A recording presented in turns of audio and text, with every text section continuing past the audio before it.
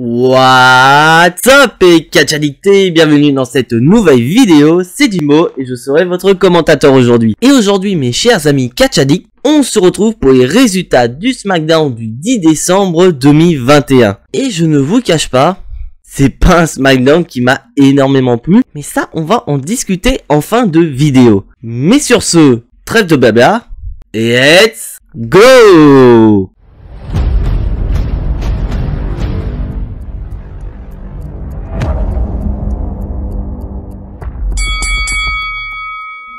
Et donc cet épisode de SmackDown va démarrer avec le grand perdant de la semaine dernière, j'ai nommé Sami Zayn. Parce que je tiens quand même à vous rappeler que Sami Zayn était le challenger numéro 1 au titre de Roman Reigns.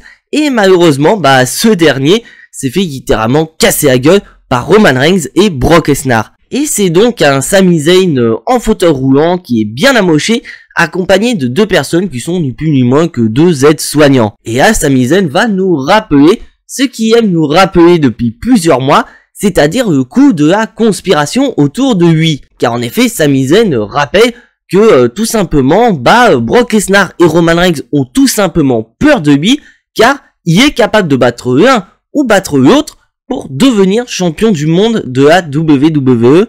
Il a peut-être pas tort. Et après ça, nous avons l'assistant de Roman Reigns, Paul Heyman, qui arrive. Et on va avoir une interaction entre Paul Heyman et Sami Zayn.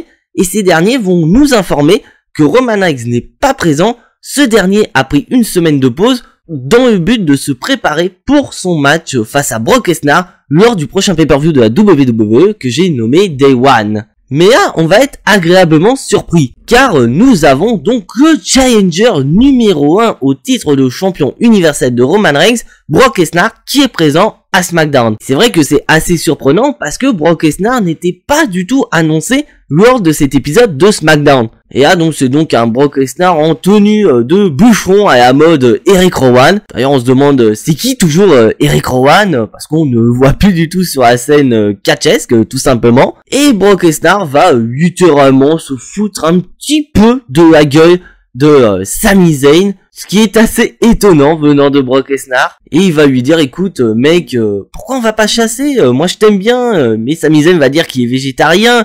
Et il va dire, écoute mec, on est tous les deux Canadiens, tiens, tu viens d'où mec? Sami Zayn va lui dire qu'il vient de Montréal. Et un truc assez comique, on a Brock Lesnar qui va dire une phrase en français. Donc ouais, c'est assez étonnant. Donc on a encore un catcheur qui va parler français, même si c'est pas un très très beau français. Et après ça, on a Paul Heyman qui va interrompre cette conversation entre Brock Lesnar et Sami Zayn en disant très clairement qu'il ne reconnaît pas Brock Lesnar. Car en effet, il va rappeler que à l'époque où Paul Heyman était avocat de Brock Lesnar, donc c'était il y a de ça quand même quelques années, il va rappeler que à l'époque, il rigolait pas, il explosait tout le monde. Là, ça aurait été le Brock Lesnar d'il y a 3 ans, Sami Zayn, il aurait même pas eu le temps de parler, tu lui aurais déjà défoncé la gueule. Et donc après ça, Paul Heyman va rappeler, voilà, des petites phrases comme il adore réfère il y a de ça quelques années quand il était aux côtés de Brock Lesnar en disant voilà qu'il était avocat du tout-puissant, du conquérant champion de la WWE, Brock Lesnar. Et après ça, on a Brock Lesnar qui va totalement péter un boulon, il va démonter donc les aides-soignants de Sami Zayn et il va porter un énorme F5 sur Sami Zayn. Bon, franchement, c'est un segment que j'ai bien aimé, j'adore le Brock Lesnar à Joyface qui se fout de la gueule des heels. C'est assez étonnant et c'est du renouveau du côté de Brock Lesnar et j'adore énormément. Après, est-ce que la WWE aurait fait le bon choix de donner 15 minutes à ce segment? Je ne pense pas du tout. Donc pour moi, voilà, c'est un segment assez sympa, mais ça donne pas beaucoup de hype par rapport à Day One. Et d'ailleurs, spoiler alert, on va avoir des segments autour quand même de Brock Lesnar, notamment avec Adam Pearce. Je tiens quand même à vous rappeler qu'Adam Pearce est présent lors de cet épisode de SmackDown, et je vous rappelle que c'est quand même lui qui a collé la grosse amende d'$1 million à Brock Lesnar, ainsi qu'une suspension à durée indéterminée. Donc on va avoir en fin de show Brock Lesnar et Adam Pearce qui vont se confronter, et Adam Pearce va littéralement se chier dessus. Parce que bien sûr, quand même, il y a peur de Brock Lesnar, il y a peur de sa réaction, est-ce qu'il va se faire littéralement péter la gueule par Brock Lesnar? Et Brock Lesnar va lui dire, écoute, mais je t'en veux pas de m'avoir suspendu, Au contraire, j'ai pris du temps de repos, je suis allé à la chasse et j'ai eu une belle proie d'une centaine de kilos que j'ai nommé Adam Pearce. Ça pue un petit peu pour Adam Pearce d'ici les semaines à venir, je pense. Et Brock Lesnar va toujours continuer à plus ou moins sommer à Discord autour de Polyman et de Brock Lesnar, car Kia Bryson va vouloir interviewer Brock Lesnar et ce dernier va lui dire bah écoute, va voir mon avocat, va voir Polyman. Donc on sent toujours une volonté de Brock Lesnar de casser The Bloodline de l'intérieur en jouant vraiment avec Polyman et ses relations. Est-ce que ça va entraîner la destruction de The Bloodline? Dites-moi dans les commentaires, je suis curieux de connaître votre avis. Et maintenant, on va passer à un match qu'on voit depuis beaucoup trop longtemps du côté de SmackDown. Nous avons donc Humberto Carrillo et Angel Garza qui vont affronter le champion intercontinental Shinsuke Nakamura et Rick Boogs. Et franchement, c'est un match que j'ai pas du tout aimé. Parce que les commentateurs vont quand même rappeler que depuis que l'équipe Angel Garza et Humberto Carrillo a été créée, ces derniers sont invaincus. Mais le match va durer que 2 minutes. Et 2 minutes qui vont se concrétiser par une victoire de Shinsuke Nakamura et de Rick Boogs. Donc WWE, à quoi ça sert d'avoir annoncé qu'Humberto Carrillo et Angel Garza sont invaincus depuis la création de leur équipe pour après les faire perdre en 2 minutes? Parce qu'on aurait pu surfer sur cette invincibilité de Los Lotarios, donc Angel Garza et Humberto Carrillo, pour pourquoi pas y pousser un peu plus tard pour un match de championnat pour le titre par équipe de SmackDown détenu par les Usos. Mais là, vous avez craché à leur visage parce que très clairement, là, on a encore voilà Shinsuke Nakamura qui est encore présent autour de cette rivalité tag team, alors que le mec il est quand même champion intercontinental, je vous rappelle. Donc à quoi ça sert? Donner le titre intercontinental à quelqu'un d'autre, voilà, peut-être pourquoi pas Drew McIntyre en attendant un match prochain face à Roman Reigns, donner Sheamus, donner Cesaro. Vous avez d'autres catcheurs qui pourraient devenir champion intercontinental et être un très bon champion intercontinental contrairement à Shinsuke Nakamura. Donc dites-moi dans les commentaires qui voulez-vous voir champion intercontinental à la place de Shinsuke Nakamura. Parce que très clairement, Shinsuke Nakamura crache au visage du titre intercontinental.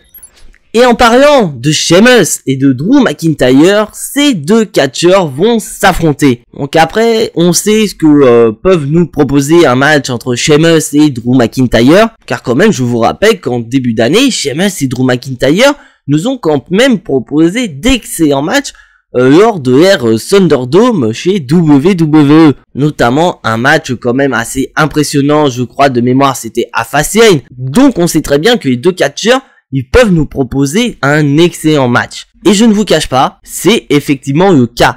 Après, le seul problème que j'ai par rapport à ce match, c'est la volonté de WWE par rapport à Drew McIntyre. Parce qu'on sait très bien que voilà, le but de Drew McIntyre, c'est de devenir champion universel. Mais Roman Reigns est occupé d'un côté avec Brock Lesnar. Donc vraiment, le but, c'est quand même d'occuper Drew McIntyre en attendant que ce dernier puisse aller toquer à la porte de Roman Reigns. Donc voilà, on lui donne des rivalités par-ci par-là. Parce que je tiens quand même à vous rappeler qu'à la base, Drew McIntyre devait être en rivalité contre Happy Corbin et Matt Cadmos. Sauf que le problème, c'est que le partenaire de Drew McIntyre s'est fait licencier il y a de ça peu de temps par la WWE. Car en effet, le partenaire de Drew McIntyre n'était nul autre que Jeff Hardy. Donc pour ceux qui n'ont pas vu ma vidéo du licenciement de Jeff Hardy, je vous laisse la voir après cette vidéo. Donc on ferme la parenthèse et donc on va passer au match. Bon, très clairement, c'est un excellent match entre Sheamus et Drew McIntyre, avec vraiment, comme on sait habituellement entre Drew McIntyre et Sheamus, un bon niveau de brutalité. Et le match va donc se terminer par une victoire de Drew McIntyre. Et bien sûr, Drew McIntyre, je tiens à rappeler qu'il est arrivé dans le ring sans son épée, sans sa Claymore. Parce que un peu plus tôt dans la soirée, Drew McIntyre est allé confronter Adam Pearce parce que monsieur n'est pas content d'avoir été exclu de ce Black Friday Battle Royale pour couronner le prochain challenger au titre de Roman Reigns qui a été bien sûr remporté par Sami Zayn. Et après ça, Drew McIntyre aura décidé donc de planter sa Claymore en plein centre du bureau d'Adam Pearce. Donc on va avoir le petit jeu de qui va pouvoir décrocher la Claymore du bureau. Est-ce que ce dernier deviendra roi, voilà, comme la légende du roi Arthur et Excalibur? En tout cas, ce sera pas Adam Pearce, parce que Adam Pearce va tenter de parce que Adam Pearce va tenter de décrocher cette épée du bureau, mais il va pas y arriver. Et après ça, on aura Happy Corbin et Matt Cadmos qui vont piquer le bureau de Adam Pearce avec bien sûr la Claymore plantée dedans. Donc qu'est-ce que la semaine prochaine on aura un truc, un segment voilà où Happy Corbin et Matt Cadmos vont essayer de décrocher cette épée du bureau d'Adam Pearce, où ils vont faire des sélections pour permettre à quelqu'un d'avoir le droit de retirer cette Claymore de ce bureau tout simplement. Je ne sais pas, est-ce que ça va servir de rivalité entre Happy Corbin et Drew McIntyre? Je ne sais pas non plus. Et maintenant, on va passer à un match qui a été annoncé la semaine dernière.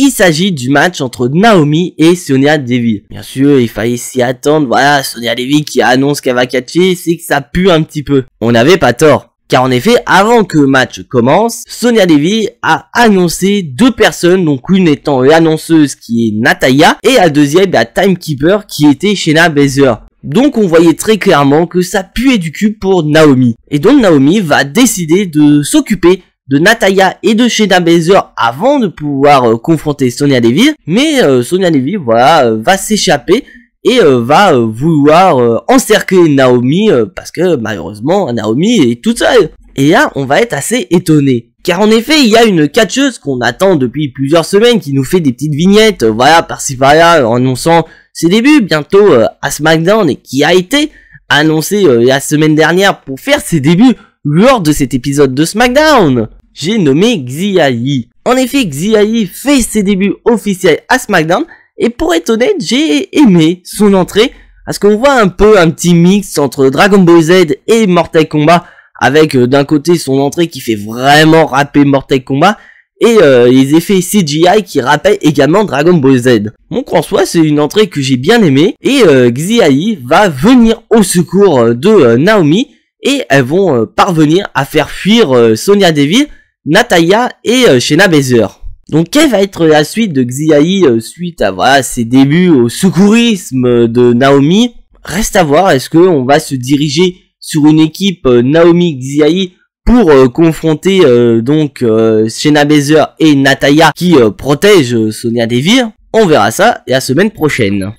Et donc on va passer au prochain match de la soirée. La championne de SmackDown Charlotte Flair affronte Toni Storm. Et franchement c'est un match que j'ai bien aimé, bien que le match n'ait duré que 5 petites minutes. J'ai adoré voir Toni Storm combattre, parce qu'on voit quand même elle veut gagner son match de championnat. Car bien sûr je tiens quand même à vous rappeler que ce match est un contender match. WWE, vous êtes casse-couille à nous mettre ce type de stipulation, merde. Donc je vous rappelle que si Toni Storm veut son match de championnat contre Charlotte Flair, elle va devoir battre Charlotte Flair lors de ce match. Donc Toni Storm voilà, est animée de cette volonté de battre la championne pour avoir ce match de championnat que Charlotte Flair lui refuse depuis pas mal de temps. Et Charlotte Flair, j'ai pas du tout compris, parce que je tiens quand même encore à rappeler que c'est un contender match, et que Charlotte Flair depuis plusieurs semaines refuse de donner un match de championnat à Toni Storm. Donc pourquoi Charlotte Flair n'a pas tout simplement battu Toni Storm pour justement lui empêcher d'obtenir ce match de championnat contre elle? Et bah Charlotte Flair va totalement ignorer ce règlement, et elle va attaquer donc Toni Storm dans les cordes, causant ainsi sa disqualification. Donc Charlotte Flair se disqualifie et donne ainsi le match de championnat à Toni Storm. Donc c'est pour ça que je ne comprends pas la décision de Charlotte Flair. Elle ne veut pas donner de match de championnat à Toni Storm depuis plusieurs semaines. Alors quel est le meilleur moyen de l'empêcher d'obtenir ce match de championnat que tout simplement la battre dans un contender match? Je ne comprendrai jamais la décision de Charlotte Flair. Mais n'empêche, voilà, Toni Storm a remporté le match, même si c'est par disqualification. Elle obtient par-dessus le marché son opportunité qu'elle voulait depuis plusieurs semaines, c'est-à-dire un match de championnat contre Charlotte Flair. Donc maintenant, le mystère, c'est est-ce que nous aurons ce match de championnat à Day One, ou peut-être par exemple la semaine prochaine à SmackDown, ou lors d'un prochain épisode de SmackDown. Moi j'aimerais bien avoir ce match lors de Day One. Et vous le voulez quand, ce match de championnat entre Charlotte Flair et Toni Storm? Dites-moi dans les commentaires. Et maintenant, on va passer au main event de la soirée. Arquebo contre les Usos contre le New Day. Et là, vous allez vous dire, putain, pourquoi Arquebo est présent alors que ces derniers sont à Raw, ils sont les champions tag team de Raw. Et WWE, de manière intelligente, nous ont introduit Arquebo à SmackDown. Car en effet, ce match permettra de couronner la meilleure équipe à l'heure actuelle à la WWE. Donc d'un côté, on nous met bien sûr les deux champions tag team Arquebo et les Usos, et on nous met en plein milieu ni plus ni moins que la meilleure équipe de l'histoire de la WWE, c'est-à-dire le New Day. Et en parlant du New Day, on a eu une petite cérémonie, voilà, qui a été faite à l'arrache pour Xavier Woods. Car je tiens à vous rappeler que Xavier Woods, il y a de cela quelques semaines, s'est vu détruire la couronne par The Bloodline. Et donc son ami, son chevalier servant Kofi Kingston, lui a refait une toute nouvelle couronne. Et non, maintenant, on va passer au match. J'ai adoré ce match. On voit vraiment une grosse intensité dans ce match tag team. J'ai bien aimé. Mais on voit que d'un côté, ça se joue aussi sur la stratégie. Car bien sûr, je tiens quand même à vous rappeler que Randy Orton est présent. Et c'est ni plus ni moins un des catcheurs les plus dangereux à l'heure actuelle à la WWE.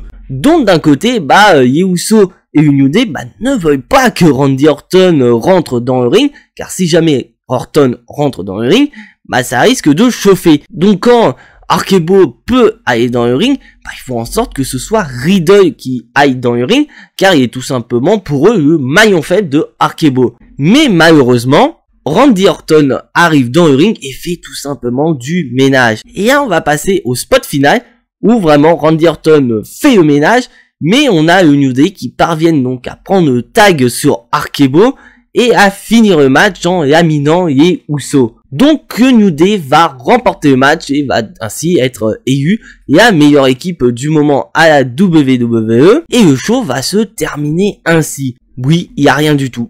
Le show va se terminer comme ça, voilà, une petite victoire du New Day. Mais on va quand même nous informer que Roman Reigns sera présent la semaine prochaine. Donc est-ce que Roman Reigns va allumer ses cousins les Usos? Parce que, voilà, les mecs, ils ont quand même perdu contre Xavier Woods et Kofi Kingston. Parce que, bien sûr, je tiens quand même à vous rappeler que les Usos défendront leur titre par équipe de SmackDown contre le New Day lors de Day One. Ce qui expliquerait pourquoi le New Day ont fait le tombé final sur les Usos et non sur Arquebo. Donc, on pourrait avoir Roman Reigns qui est très en colère du fait qu'il était déjà pas présent et que, malheureusement, du fait qu'il était pas présent, les Usos ont fait littéralement de la merde. Ils ont perdu un match contre leur aspirant numéro 1 à leur titre par équipe, ce qui est tout à fait possible.